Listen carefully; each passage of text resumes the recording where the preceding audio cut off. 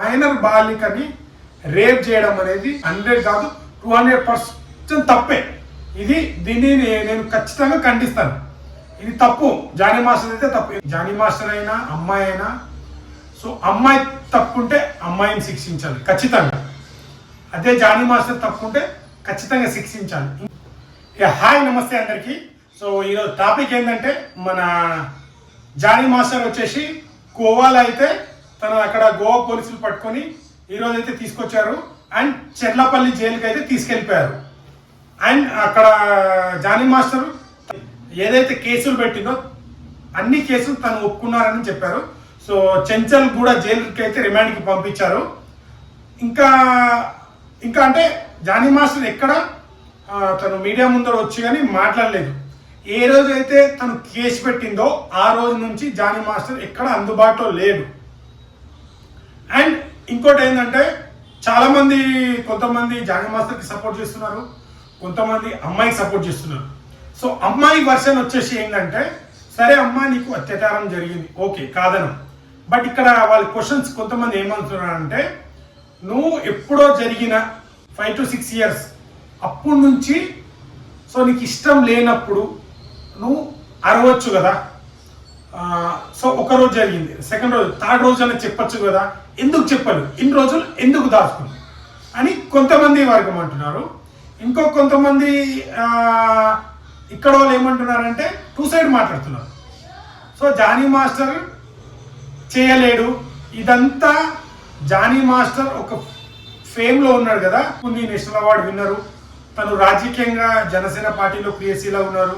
So అతని కుట్ర పన్ని కొందరు కావాలని ఇంత నింద వేస్తున్నారని ఒక వర్గం మాట్లాడుతున్నారు. సో ఫస్ట్ ఆఫ్ ఆల్ ఒకటి అదే జానీ మాస్టర్ తప్పుంటే ఖచ్చితంగా శిక్షించాలి. ఇంకోటి ఏంటంటే ఇప్పుడు ఇండస్ట్రీలో సర్వసాధారణం అయిపోయింది, అవకాశం ఇస్తేనే అంటే మాస్టరు బెదిరించినట్టు నీకు ఇండస్ట్రీలో ఎక్కడ అవకాశాలు ఇవ్వకుండా చేస్తాను అని మాస్టర్ చెప్పడం అంట, తను ఏ అవకాశం లేక భయపడి సో ఒకరు ఒక వర్షన్ మాట్లాడుతున్నారు, ఎవరితో వచ్చింది వాళ్ళు మాట్లాడుతున్నారు. బట్ ఇక్కడ తెలియాల్సింది ఏంటంటే మైనర్ బాలికని రేప్ చేయడం అనేది మనకి 100 కాదు 200% తప్పే. దీన్ని నేను ఖచ్చితంగా ఖండిస్తాను. ఇది తప్పు.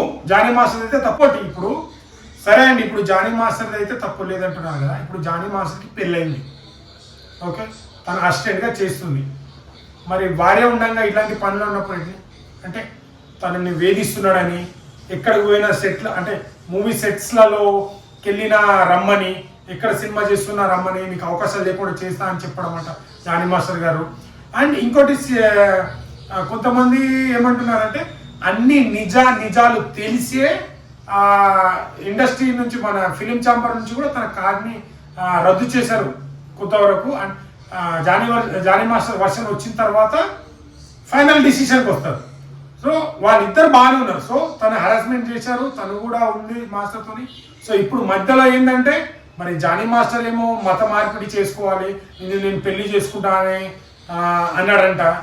ఇవన్నీ అంటే ఇప్పుడు ఇవన్నీ నిజంగా చెప్పిండా చేయాలా అంటే జానీ మాస్టరు నోరు తెరవాలి. ఇప్పుడు వచ్చినా ఒప్పుకున్నారని అంటున్నారు.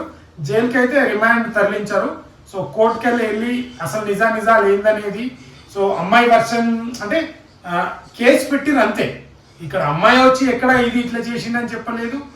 మీడియా ముందు జానీ మాస్టర్ ఎక్కడ మీడియా మాట్లాడలేదు. సో జానీ మాస్టర్ వాళ్ళ వైఫ్ గారు వచ్చేసి మీడియా ముందు మాట్లాడుతున్నారు. సో వీళ్ళిద్దరు వచ్చిన మీడియా తర్వాత కోర్టులో హాజరుపరిచిన తర్వాత ఎవరేం చేస్తారు అంటే ఇప్పుడు కంప్లీట్గా జానీ మాస్టర్ని తప్పు చెప్పలేము, కంప్లీట్గా అమ్మాయి కూడా తప్పు చెప్పలేము. సో అమ్మాయిని మైనర్ బాలిక ఉన్నప్పుడు అత్యాచారం చేసినంటే 100% జానీ మాస్టర్కి తప్పు.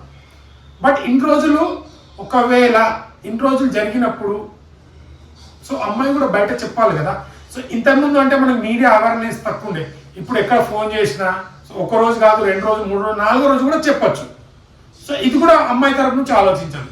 బట్ మైనర్ బాలికని రేప్ చేయడము, నీకు ఇండస్ట్రీలో ఉండాలంటే నేను చెప్పిందే వినాలి, నేను చేసిందే చేయాలి అని బ్లాక్మెయిల్ చేయడం అయితే జానీ మాస్టర్ చేసి ఉంటే ఖచ్చితంగా శిక్షించండి, తప్పే. బట్ వాళ్ళిద్దరి మధ్య ఇంకా ఏం జరిగింది అనేది క్లుప్తంగా తెలియాలంటే సో కోర్టుకి ఇద్దరికి హాజరుపరిచిన తర్వాత వాళ్ళిద్దరు చెప్తే ఇంకా మనకు క్లారిటీ వస్తుంది. సో జనసేన పార్టీ నుంచి కూడా దూరంగా ఉన్నామని చెప్పేశారు. నాగబాబు గారు కూడా ట్వీట్ చేశారు 3 వైపులా ఆలోచించాలని. సో ఇప్పుడు చూద్దాం, జైలుకి అయితే వచ్చారు కదా, జానీ మాస్టర్ ఏం ఓపెన్ అవుతారు అనేది చూడాలి. సో మీరు ఏమనుకుంటున్నారు, ఎవరిది రైట్ ఎవరిది అనేది కామెంట్ చేయండి. సో మీకు నచ్చితే లైక్, షేర్, సబ్స్క్రైబ్ చేయడం మాత్రం మర్చిపోకండి. Thank you.